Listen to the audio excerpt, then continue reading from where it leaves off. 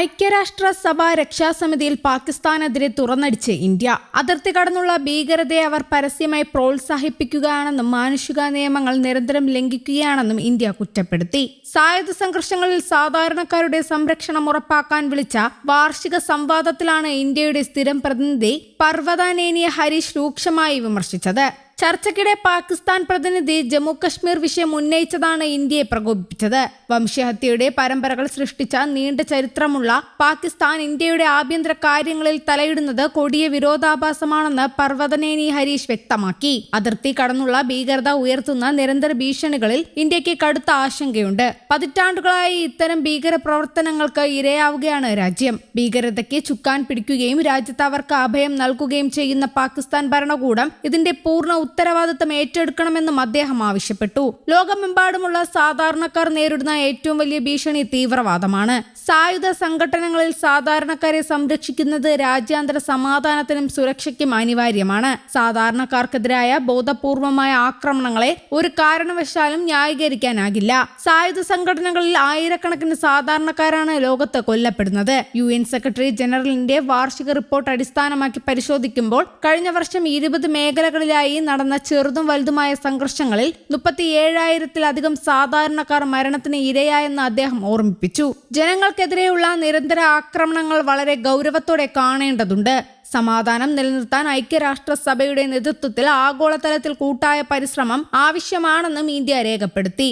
ജമ്മു കശ്മീരും ലഡാക്കും എക്കാലവും ഇന്ത്യയുടെ അവിഭാജ്യ ഘടകമാണെന്ന് രക്ഷാസമിതിയിൽ അദ്ദേഹം അസന്ദിഗ്ധമായി ആവർത്തിച്ചു. പാകിസ്ഥാൻ അനധികൃതമായി കൈവശം വെച്ചിരിക്കുന്ന കശ്മീരിന്റെ ഭാഗങ്ങൾ ഉടൻ ഒഴിയണമെന്നും ഇന്ത്യ ആവശ്യപ്പെട്ടു. സ്വന്തം രാജ്യത്ത് ന്യൂനപക്ഷങ്ങൾക്കെതിരെ കടുത്ത അതിക്രമങ്ങൾ അഴിച്ചുവിടുന്നവരാണ് UN-ൽ വ്യാജ അവകാശവാദങ്ങൾ സ്ഥിരമായി ഉന്നയിക്കുന്നത്.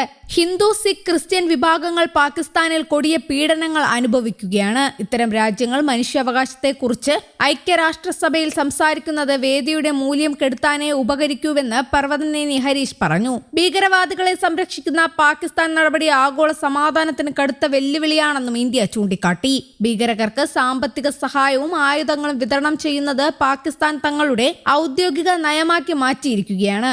ആഗോള ഭീകരർക്ക് പതിവായി അഭയം നൽകിയ പൂർവ്വ ചരിത്രമാണ് അവർക്കുള്ളത്. ഭീകരരെ ഉപയോഗിച്ച് അയൽ രാജ്യങ്ങളിൽ അസ്ഥിരത ഉണ്ടാക്കാനാണ് പാകിസ്ഥാന്റെ ശ്രമം. അതിർത്തി കടന്നുള്ള ഭീകരവാദത്തെ സർക്കാർ നിലപാടായി കൊണ്ടുനടക്കുന്ന രാജ്യങ്ങളെ രാജ്യാന്തര സമൂഹം പൂർണ്ണമായും ഒറ്റപ്പെടുത്തണം. തീവ്രവാദ ഗ്രൂപ്പുകൾക്ക് സുരക്ഷിത താവളം ഒരുക്കുന്ന രാജ്യങ്ങൾക്കെതിരെ UN കർശന നടപടി അടിയന്തരമായി സ്വീകരിക്കേണ്ടതുണ്ട്. എല്ലാവിധ ഭീകരവാദങ്ങളെയും അപലപിക്കാൻ ലോകരാജ്യങ്ങൾ ഒറ്റക്കെട്ടായി നിൽക്കണമെന്നും ഇന്ത്യ അഭ്യർത്ഥിച്ചു. ഐക്യരാഷ്ട്രസഭയിൽ വികസ്വര രാജ്യങ്ങളുടെ ശബ്ദം കൂടുതൽ വ്യക്തമായി കേൾപ്പിക്കാൻ സമഗ്ര പരിഷ്കാരങ്ങൾ അനിവാര്യമാണെന്നും ഇന്ത്യ വ്യക്തമാക്കി. അതേസമയം ബ്രിക്സ് രാജ്യങ്ങൾ തമ്മിലുള്ള നീതിന്യായ സഹകരണ മേഖലകളിലെ ശാക്തീകരണത്തിന് നേതൃത്വം നൽകി ഇന്ത്യ.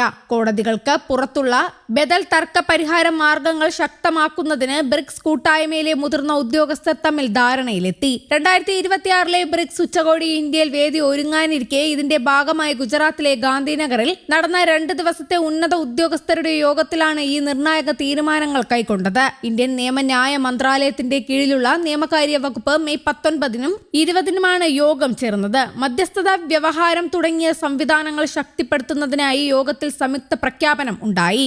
ഹൈബ്രിഡ് രീതിയിലായിരുന്നു ഉദ്യോഗസ്ഥരുടെ യോഗം നടന്നത്. Brazil, China, India, Egypt, Ethiopia, Iran, Indonesia, Russia, ദക്ഷിണാഫ്രിക്ക, UAE എന്നീ രാജ്യങ്ങളിലെ മുതിർന്ന ഉദ്യോഗസ്ഥർ യോഗത്തിൽ പങ്കെടുത്തു. News desk, Kerala Kaumudi.